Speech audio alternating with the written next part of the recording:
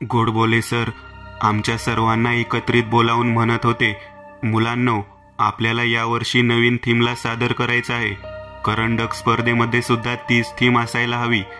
तेव्हा सर्व कॉलेजमधील मुलांचा ग्रुप त्यांच्याकडे पाहत म्हणाला, कोणती थीम सर? तेव्हा ते म्हणाले, संगीत नाटक, ज्याच्यामध्ये नृत्य आहे, गायन आहे आणि अभिनय सुद्धा आहे, ते आपल्याला सादर करायचं आहे. तेव्हा आमच्या ग्रुपमधील एक व्यक्ती जागेवरती उठून उभा राहिला. म्हणजे सर, हॉस्टेलच्या मागे जो जंगलाच्या भागात संगीत नाट्य मंडप आहे, ज्याच्या बाबतीमध्ये सगळेजण म्हणतात की तिथे रात्रीच्याला सगळं काही मिळतं, प्रत्यक्ष सौंदर्यवती नृत्यांगना सुद्धा पाहायला मिळते, तसलं नाटक का? तेव्हा गोडबोले सर आमच्या सर्वांकडे पाहत म्हणाले, इतिहासाची चेष्टा करायची नाही आणि अशा गोष्टींची तर अजिबात नाही. आम्ही सर्वजण सरांच्या या बोलण्यावरती खूप मोठमोठ्यांदा हसलो. एकंदरीत काय, त्यामुळे सरांचा अपमानच झाल्यासारखं वाटलं. पुन्हा मी जाताना सरांना सॉरी म्हणालो. सर म्हणाले, वार्षिक स्नेहसंमेलनाची आणि नाटकाची तयारी चांगली व्हायला हवी.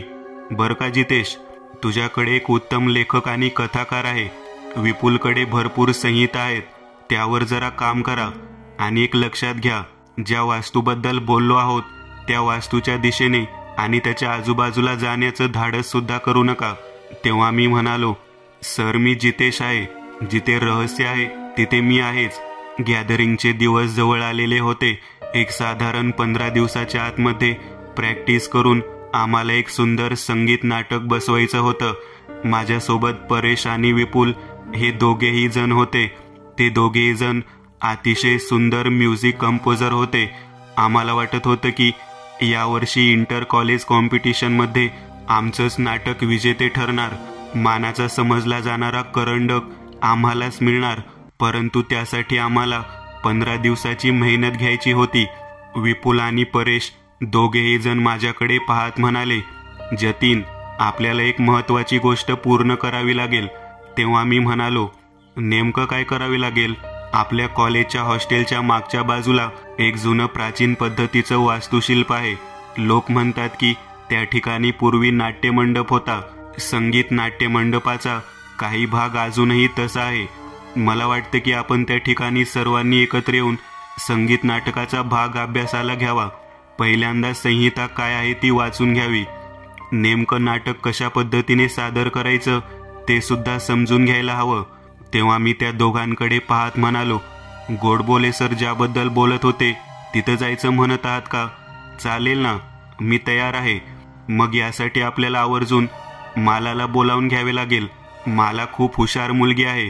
तिने मागच्या वर्षी सुद्धा महिला दिनाच्या कार्यक्रमात खूप सुंदर नाटिका सादर केली होती. संगीत नाटकामध्ये तिचा आवाज अगदी योग्य आहे. तेव्हा मालाचं नाव घेतल्यावर विपुल म्हणाला, चालेल, काहीच हरकत नाही, पण लक्षात घे, ती एकटी कधी कामाला येत नाही. तिच्यासोबत अजून 2 जण येतात. त्यांना सुद्धा आपल्याला त्यात सहभाग द्यावा लागेल. तेव्हा मी त्या दोघांकडे पाहत म्हणालो, मला माहिती आहे तुम्ही कोणाबद्दल बोलत आहात. नैना आणि नीता या दोघांबद्दल बोलत आहात ना? तेव्हा 2 जण माझ्याकडे पाहत हसत हसत म्हणाले, होय, आम्हाला माहिती आहे. त्या 2 जणी तुझ्यावर खूप मरतात. तेव्हा मी त्या दोघांकडे पाहत म्हणालो, असं काही नाही. त्या दोघींच्या मनामध्ये माझ्याबद्दल काय भावना आहे ते महत्त्वाचं नाही. आपल्या नाटकांमध्ये, आपल्या नवीन प्रयोगामध्ये त्या किती चांगल्या पद्धतीने काम करतील ते महत्त्वाचं आहे. मी कैलासला बोलावून घेतो. कैलास सगळी सिस्टीम व्यवस्थित लावतो. मला वाटतं आपण हे नाटक सुरू असताना कैलासकडून ते शूटिंग करून घ्यावं. रिहर्सल सुरू असताना, वाचन सुरू असताना, प्रॅक्टिस सुरू असताना प्रत्येक क्षण आपण मोबाईलमध्ये कैद करून घ्यायला हवा. त्यावेळेला विपुलने लगेचच फोन केला. कैलास हॉस्टेलच्या इमारतीजवळ लगेच उपस्थित झाला. बॉईज हॉस्टेलमधून आम्ही सर्वजण एकत्रित कॅन्टीनला निघालो.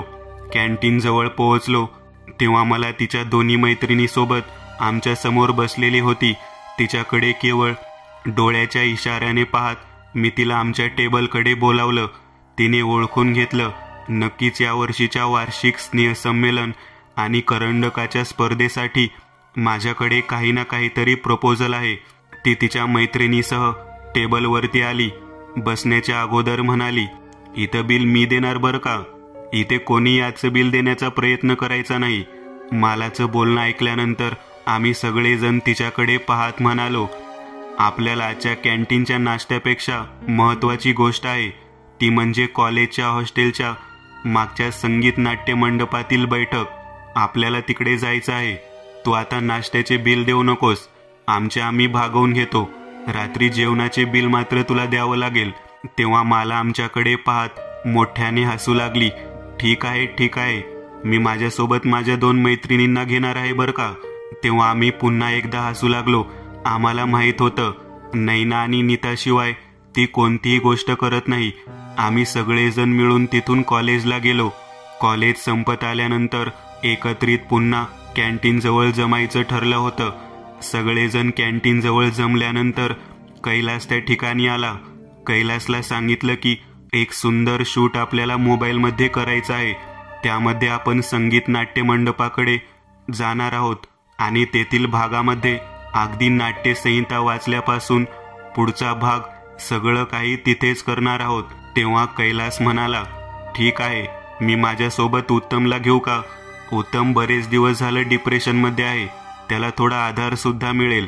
उत्तमचं नाव घेतल्यानंतर विपुल आणि परेश दोघेजण म्हणाले, तो चांगलं काम करू शकतो का? त्याचं काम खूप छान आहे, परंतु तो डिप्रेशनमध्ये आहे म्हणून म्हटलं. तेव्हा कैलास म्हणाला, त्याला त्यातून बाहेर काढण्याच्या दृष्टिकोनातूनच मी माझ्यासोबत घेत आहे. तेव्हा मी लगेचच म्हणालो, चालेल चालेल, काही हरकत नाही. आम्ही सगळेजण एकत्रित इनोवामध्ये बसून त्या ठिकाणी जायचं ठरवलं. गाडी घेतली आणि कॉलेजच्या मागच्या बाजूला असलेल्या रस्त्याने तिकडे निघालो. उंचच्या उंच कितीतरी सुंदर पद्धतीची झाडं आणि वृक्षवेली आम्हाला खुणावत होत्या. साधारण 200 मीटरच्या अंतरावरतीच एक सुंदर पद्धतीचं गेट लावलं. त्यावरती वेगवेगळ्या पद्धतीच्या वेलींनी आच्छादन केलेलं होतं. गेट उघडण्यासाठी उत्तम खाली उतरला आणि त्याने गेट उघडलं. कैलास म्हणाला, आपल्याला या गेटमधून आतमध्ये गेल्यानंतर डाव्या बाजूला जिथे चौकी आहे तिथे एक नारळ वाढवावा लागेल आणि मग आपण पुढे जाऊ शकतो. तेव्हा मी त्याच्याकडे पाहत म्हणालो, नारळ वाढवावा लागेल म्हणजे? तेव्हा कैलासने सांगितलं की हे जे ठिकाण आहे ते एका जुन्या काळातील गणिका आहे. कित्येक शेकडो वर्षांपूर्वी तिच्या आठवणीमध्ये येथील राजाने ते ठिकाण बनवलेलं आहे. संगीत नाट्य मंडप म्हणजे इतका सुंदर प्रकार आहे की त्या प्रत्येक खांबातून, भिंतीतून, त्या वास्तूतून वेगवेगळ्या प्रकारच्या वाद्यांचा आवाज प्रतिध्वनित होऊन आपल्याला ऐकू येतो. गेटच्या डाव्या बाजूला आणि उजव्या बाजूला 2 कोनाड्या आहेत. त्याच्या 5 ते 10 पावलावरती उजव्या बाजूला एक चौकोनी कट्टा आहे. तिथेच आपल्याला नारळ वाढवावा लागतो. तेव्हा मी त्याच्याकडे पाहत म्हणालो, तू नारळ आणलेला आहेस का? तेव्हा तो म्हणाला, होय, मी घेऊन आलो आहे. मला ही सगळी माहिती उत्तमने सांगितली होती, त्यामुळे मी तो नारळ घेऊन आलो आहे. नारळ वाढण्यासाठी आम्ही गाडी कडेला घेतली आणि त्या कठड्याच्या जवळ जाऊन पोहोचलो. तो दगडी कट्टा अतिशय सुंदर पद्धतीच्या मूर्तिकलेने रेखाटलेला होता. त्यावरती कितीतरी सुंदर नृत्यांगनांची चित्र कोरलेली होती. त्याच्यावरती आम्ही विविध एका चौकीदाराचं म्हणजे द्वारपालाचे चित्र सुद्धा पाहिलं आणि ते चित्र अगदी हुबेहूब त्या गेटवर बाजूला उभारलेल्या एखाद्या सैनिकाप्रमाणे होतं. खूप छान शिल्पकला होती. या प्रकारचं नक्षीकाम पाहिलं. मग काय, नारळ वाढवण्यासाठी माझ्या हातात नारळ दिला. मी त्या वेळेला विपुलला म्हणालो, तू नारळ फोड, तुझी खूप मेहनत आहे या नाटकात. मग विपुलने नारळ फोडला आणि ते दोन्ही बकल तिथेच ठेवली. मुलींनी टाळ्या वाजवल्या आणि नाट्यमंडपाकडे जाण्याचा प्रवास सुरू झाला. साधारण 4:15ची वेळ झालेली होती. आम्हाला परत 6 वाजेपर्यंत यायचं होतं, कारण 6 वाजता डिसेंबर महिन्यामध्ये जवळजवळ अंधारच पडलेला असतो. 2-3 तास तरी का होईना तिथे आम्हाला घालवायचे होते. आम्ही त्या हिशोबाने पुढे निघालो. सुंदर पद्धतीची वाट, वरच्या दिशेने जाणारा तो रस्ता पार करत आम्ही नाट्यमंडपाच्या खालच्या बाजूला साधारण 100 मीटर वर जाऊन पोहोचलो. तिथून वरचा भाग आम्हाला मोठ्या पायऱ्यांनी चढून जायचा होता. पायऱ्या वरच्या दिशेने चाललेल्या होत्या. एका पाठोपाठ एक आम्ही त्या ठिकाणी जाऊन पोहोचलो. अतिशय सुंदर पद्धतीने असणारा तो षटकोनी नाट्यमंडप त्याच्या उंचच्या उंच असणाऱ्या खांबामुळे अप्रतिम पद्धतीने दिसत होता. त्याच्या 5 बाजूंना 5 दालन होती आणि त्यामध्ये लोकांना पाहण्यासाठी बसण्याची व्यवस्था होती. एका क्षणाकरता आम्ही पुन्हा एकदा पूर्वीच्या काळात आलो होतो असं आम्हाला वाटू लागलं. समोर एक अप्रतिम भिंतीमध्ये कोरलेलं दिसलं. ते पाहिल्यानंतर उत्तम त्याकडे बोट दाखवत म्हणाला, ही गणिका, हिचाच तो नाट्यमंडप आहे. आम्ही त्या समोर जाऊन उभारलो. आमच्यातील बाकीच्या मुलींनी मागेच उभारणे पसंत केले. आम्ही हात जोडले आणि तिला नमस्कार केला. तेव्हा परेश म्हणाला, अरे ही गणिका आहे. गणिका म्हणजे नायकीन, थोडक्यात वेश्याच म्हण, आणि तिला काय हात जोडतोस? तेव्हा उत्तमला त्याचं बोलणं आवडलं नाही. उत्तम म्हणाला, अरे ती कलाकार आहे, एक अप्रतिम कलाकार, जिच्या नृत्याच्या आविष्कारामुळे हा अप्रतिम ऐतिहासिक सुंदर नाट्यमंडप त्या राजाने बनवला. मी परेशकडे पाहत म्हणालो, समोर असलेल्या शिल्पकलेला आणि त्यातील कलाकाराला वंदन करणे काही गैर नाही. असे बोलू नये अजिबात. कलाकाराचा सन्मान करावा. तेव्हा परेश माझ्याकडे पाहत म्हणाला, जतीन मला कळतं बरं का सगळं. त्याच्या बोलण्यातून एक प्रकारचा तिरस्कार जाणवत होता. मी त्या नाट्यमंडपातील षटकोनी खांबावरची नक्षी पाहू लागलो. तेव्हा एक विचित्र शिल्पकलेकडे माझं लक्ष गेलं. त्या खांबावरती 4 ते 5 लोक बसलेले दिसत होते आणि समोर गणिका नाचताना दिसत होती. तिच्यासोबत 2 व्यक्ती नाचताना दिसत होत्या आणि त्याच्या खालच्या चित्रामध्ये मनुष्याच्या मुंडक्याचा तंबोरा करून एक वादक वाद्य वाजवताना दिसत होता. तो खांबाला टेकून बसलेला त्या वास्तुशिल्पामध्ये दिसू लागलेला होता. मी उत्तमकडे पाहत म्हणालो, हा कसला शिल्पकलेचा नमुना आहे? तेव्हा उत्तम म्हणाला, या ठिकाणी खूप काही अशा रहस्यमयी गोष्टी आहेत. त्यातीलच ही गोष्ट आहे. कदाचित ती गणिका आहे आणि तिच्या समोर बसलेले ते सर्वजण राजाचे लोक आणि स्वतः राजा असावा. खालच्या बाजूला असलेल्या शिल्पाकडे दाखवत मी म्हणालो, ते काय आहे? मनुष्याच्या मुंडक्याच्या तंबोऱ्यामध्ये रूपांतर दिसत आहे. तेव्हा उत्तम म्हणाला, लोक म्हणतात ही पिशाच्य गणिका म्हणून प्रसिद्ध आहे. हिचं अस्तित्व आणि त्या राजाचं अस्तित्व मृत्यूनंतर सुद्धा राहावं म्हणून इथं या पद्धतीचे चित्र बनवलं आहे असं वाटत आहे. त्याच वेळेला आम्ही त्या ठिकाणी बसून आजूबाजूचे चित्र पाहत होतो. प्रत्येक चित्रशिल्पावरती वेगवेगळ्या पद्धतीचे नक्षीकाम केलेलं होतं. ITमध्ये बसलेला राजा, त्याच्यासोबत नृत्यविष्कार पाहणारे त्याचे सोबती हे लोकसुद्धा दिसत होते. आम्ही त्या ठिकाणी कामाला सुरुवात केली आणि काही वेळेच्या अवधीनंतर एका खांबाच्या मागच्या बाजूला एक वृद्ध व्यक्ती बसलेली दिसली. या ठिकाणी वृद्ध व्यक्ती आली कशी काय याचा विचार आम्ही करत होतो. तेवढ्यात तिच्या हातात काठी दिसली. माझ्या लक्षात आलं, कदाचित मेंढपाळ किंवा म्हैस राखणारा व्यक्ती हा असू शकतो. त्याच्या हातातील काठी विशिष्ट पद्धतीची होती. वेगळ्याच पद्धतीची काठी पाहिल्यानंतर आम्ही त्याच्याकडे पाहत जागेवर उभारलो. त्या व्यक्तीला पाहत म्हणालो, आजोबा, आपण इथे कसं काय? तेव्हा तो म्हातारा आमच्याकडे बघत म्हणाला, केवळ मीच नाही, माझ्याबरोबर अजून बरेच जण आहेत. त्यांचं हे बोलणं ऐकल्यानंतर सगळेजण एकमेकाकडे पाहू लागलो. तो आमच्याकडे पाहत म्हणाला, छान छान काम करत आहात तुम्ही सगळेजण. एका विशिष्ट पद्धतीच्या नाटकाची रचना करण्यासाठी इथे आला आहात ना? मला सुद्धा खूप आवडतं नाटक, संगीत, गाणं.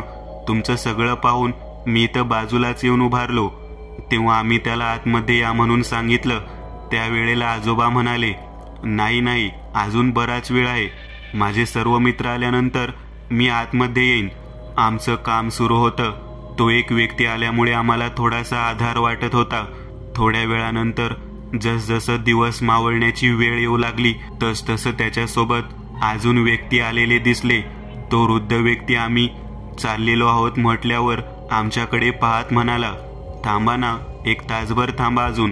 तुमचं सुंदर गाणं कुठे ऐकलं आहे आम्ही? त्या वृद्ध व्यक्तीचं बोलणं ऐकल्यानंतर कैलास आमच्याकडे पाहत म्हणाला, आज आपण 1 तास थांबायचं का? काय हरकत आहे? तेव्हा सर्वजण आम्ही तयार झालो. तो व्यक्ती आमच्याकडे पाहत म्हणाला, बाहेर जे बाकडे आहे त्यावरतीच मी बसतो. तो आमच्या समोर बसून आमच्या नाटकातील बऱ्याच गोष्टी जाणून घेत होता. त्याच वेळेला अजून 2 व्यक्ती आमच्या डाव्या बाजूला कट्ट्यावर येऊन बसलेली दिसली. त्यांचं सुद्धा वय भरपूर होतं. मी गाणं थांबवत सगळ्यांना म्हणालो, तेवढ्या उंच 100 मीटरच्या अंतराला पार करून वयोवृद्ध लोक संध्याकाळच्या वेळेला इथे कशाला येत असतील बरे. तेव्हा मात्र परेश माझ्याकडे पाहत म्हणाला, नाटकाचं काम झालं आहे ना, चला निघूया. काय त्या म्हाताऱ्यांना धुडगूस घालायचा आहे तो घालू दे, मला आता इथे थांबण्यात रस नाही. मी निघालो गाडीकडे.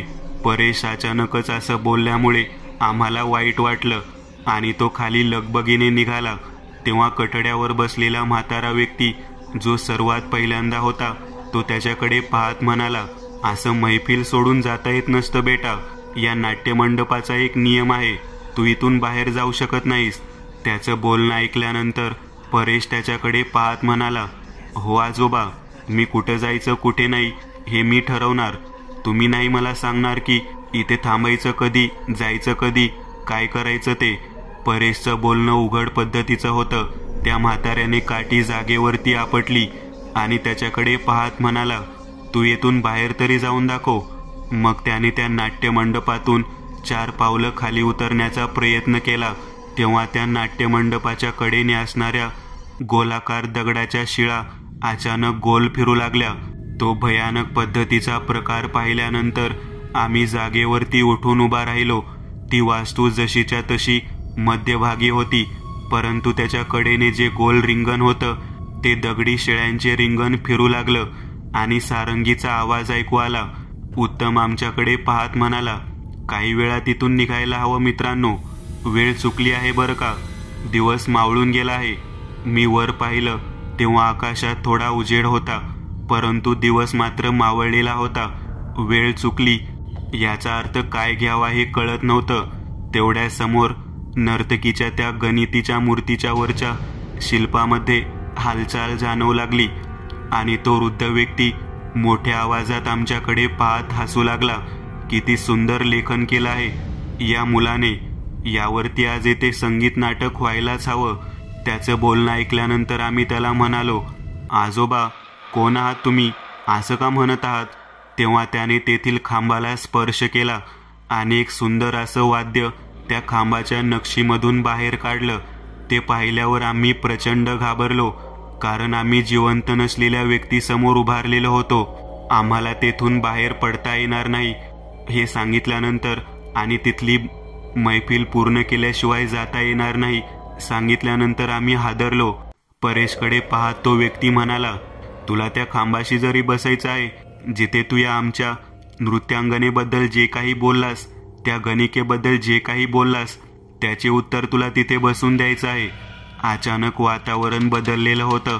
सर्व मुली आमच्याकडे एकमेकाकडे पाहून घाबरलेल्या भेदरलेल्या अवस्थेत तिथे खाली बसलेल्या होत्या. त्या ओरडू लागल्या. तेवढ्यात एका पाठोपाठ एक 4 लोक त्या ठिकाणी आले आणि ते म्हणाले, महाराज येण्याची वेळ झालेली आहे, उठून उभा राहा. सगळेजण आम्ही जागेवरती उठून उभारलो. नेमका हा काय प्रकार काही कळायला मार्ग नव्हता. कैलास हात जोडून त्या वृद्ध व्यक्तीला पाहत म्हणाला, तुमची जी काही माहिती आहे ती पाहतो, पण आम्हाला कोणाला काही करू नका. तेव्हा त्या व्यक्तीने सर्वांना मागे सरकायला सांगितलं. त्या खांबातील एका खांबावरच्या नक्षीच्या मागच्या बाजूने एक व्यक्ती बाहेर आलेला दिसला. नाट्यमंडपात महाराजांचं आगमन झालं आहे असं त्याने उत्तर दिलं. मग मात्र आम्ही पूर्ण घाबरलेल्या अवस्थेत समोरचं दृश्य पाहू लागलो. चित्रविचित्र पद्धतीचे डोळे, अंगावरती लोंबणारं मांस आणि त्या भयानक अवस्थेमध्ये खाली त्या नाट्यमंडपामध्ये बैठकीच्या अवस्थेत बसलेले सर्वजण आणि या सर्व प्रकारामध्ये आवर्जून ज्या व्यक्तीची वाट पाहत होते त्या व्यक्तीचं आगमन. अचानक नाट्यमंडपामध्ये त्या सर्व खांबातून वाद्यांचा आवाज येऊ लागला. जो सर्वात पहिला वृद्ध व्यक्ती होता तो त्याच्या हातातील वाद्य वाजवत सारंगी वाजवायला सुरुवात करत आम्हाला बसण्यास सांगू लागला. बैठकीला सुरुवात झाली. समोर असलेली नर्तिका, ती गणिका समोरच्या त्या वास्तुशिल्पातून खाली आली.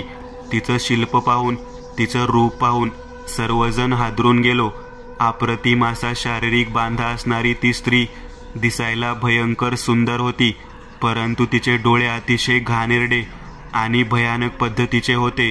ते दृश्य पाहवत नव्हतं. अंधार पडू लागलेला होता.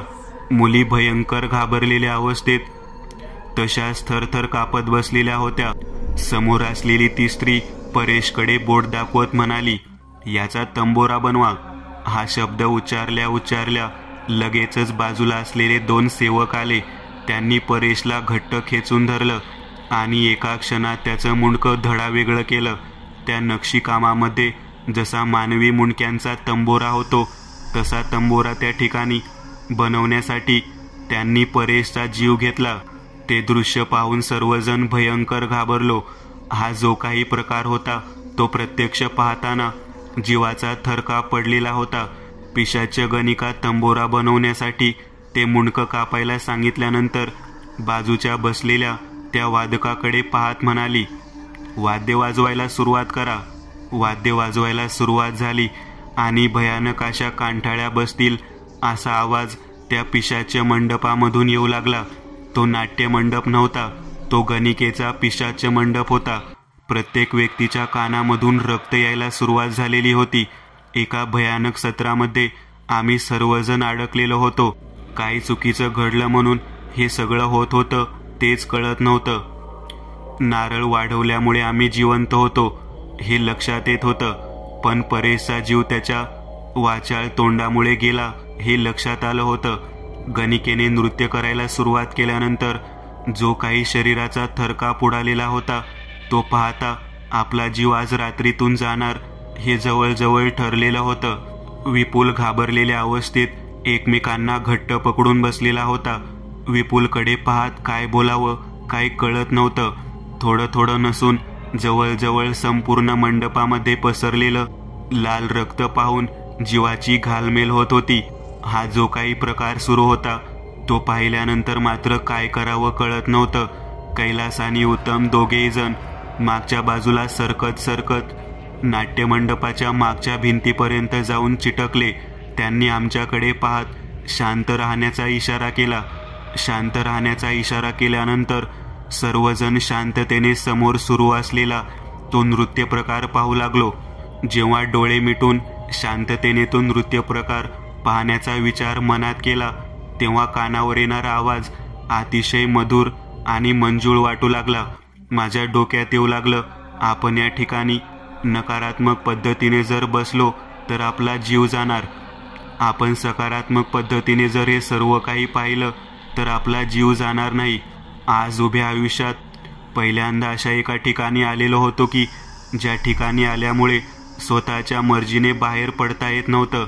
बाजूच्या गोलाकारात फिरणाऱ्या त्या शिळा पाहिल्यानंतर मन म्हणत होतं की कधी एकदा बंद होणार आणि आम्ही कधी येथून बाहेर पडणार.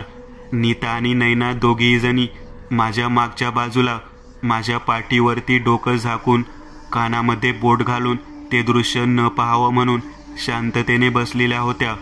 गणिकेचं नृत्य पहिला जो काही भाग होता तो संपला. जो राजा होता त्याने त्याच्या जवळची चिल्लर सोन्याची नाणी उधळली. गणिका आमच्या दिशेने येऊ लागली.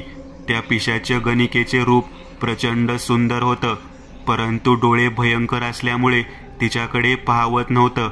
मी माझ्या उजव्या हाताला असलेल्या कैलासकडे पाहत हळू आवाजात विचारलं, काय करायचं? कैलासने शांत राहायला सांगितलं. गणिका समोर आमच्या दिशेने आली. आमच्याकडे पाहत म्हणाली, नाटक रचणार आहात का? संगीत नाटक? छान गातोस रे तू, आणि तू सुद्धा. विपुल आणि माझ्याकडे बोट दाखवत तिने आमच्या गाण्याची प्रशंसा केली. मी हात जोडून तिला म्हणालो, आम्हाला घरी जायचं आहे हो, आम्हाला सोडता का? तेव्हा ती आमच्याकडे पाहत म्हणाली, आमच्या नाट्यमंडपातील संगीत नाटकाचा खेळ पाहणार नाही का तुम्ही? तेव्हा कैलास मध्येच म्हणाला, हो हो, आम्ही तुमच्या नाट्यमंडपातील संगीत नाटकाचा खेळ पाहणार ना.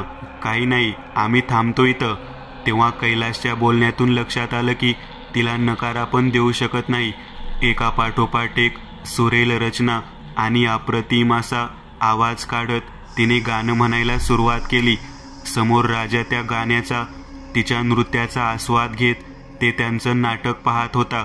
एका पाठोपाठ एक 5 ते 6 नर्तिका त्या ठिकाणी जमलेल्या होत्या. आम्ही हे सर्व दृश्य पाहत असताना छातीचे ठोके मोजत होतो. कधी थांबवणार हे, कधी रात्र पूर्ण संपत आली तरी तो सर्व भाग डोळ्याने पाहतच होतो.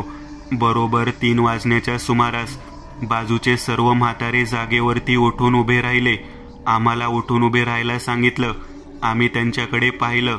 तो वृद्ध म्हातारा आमच्याकडे पाहत म्हणाला, राजगणिका जाण्याची वेळ झाली आहे. राजांचा सुद्धा जाण्याचा वेळ जवळ आलेला आहे. निरोप देण्यासाठी उभे राहा. आम्ही उभारलो.